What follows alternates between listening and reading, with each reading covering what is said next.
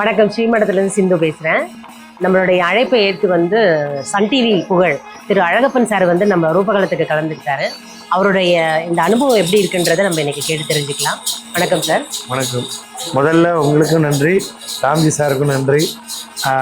எனக்கு விஷ்ணு மாயா கடவுள் அதெல்லாம் தாண்டி உண்மையாக ராம்ஜி சார் பற்றி நான் பலன்களில் ராசி பலன்கள்லாம் பார்த்துருக்கேன்.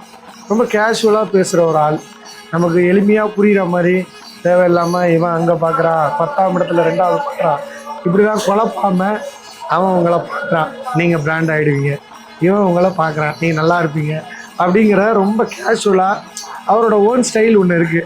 நானே அவர்கிட்ட பர்சனலாக பார்க்கும்போது அதை சொன்னேன். மனசில் நிஜமாகவே அவர் நான் பேசுகிறத விட என்னை விட கலகலப்பாக பயங்கரமாக பேசுகிறாரு. ஒருத்தர் ஒரு குரு இடத்துல இருக்கக்கூடியவர் இவ்வளோ சகஜமாக ஒரு சாமானியன் அளவுக்கு நல்லா பழகி பேசுகிறாரு. அதுக்கு முதல்ல ரொம்ப நன்றி சார்.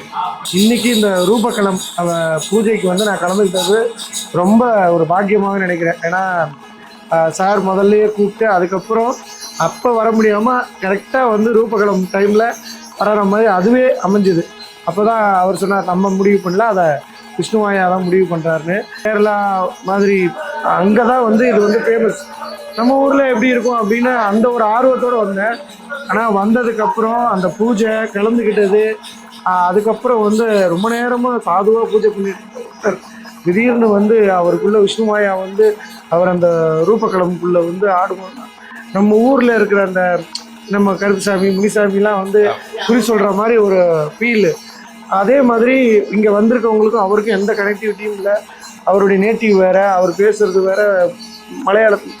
ஆனால் இதை எப்படி கனெக்ட் பண்ணுறாங்கன்னா, வந்திருக்கவங்களுடைய நடந்தது, இப்போ நடக்கிறது, இனி என்ன நடக்க போகுது வரைக்கும் அது விஷ்ணுமாயாவே அவர் மூலியமாக சொன்னார். எங்களுக்கு இருந்த சில கேள்விகள் சார் பக்கத்துலேயே இருந்து இந்த மாதிரி எல்லாம் நல்லபடியாக நடக்கும்னு, நல்லதே நடக்கும்னு ஒரு வார்த்தையை அவர் சொல்லும் போதே முக்கால்வாசி பாரம் இறங்கிடுது.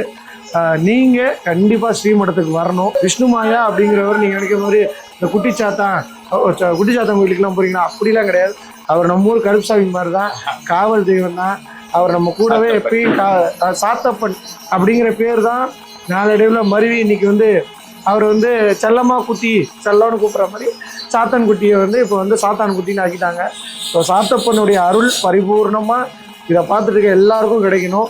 இன்னும் இது நிறைய பேருக்கு போய் சேரணும். ராம்ஜி சார் அவருக்குள்ள ஒரு கனவு வச்சிருக்காரு. அந்த கனவு நிறைவேற நானும் விஷ்ணுமாயா வேண்டிக்கிறேன்.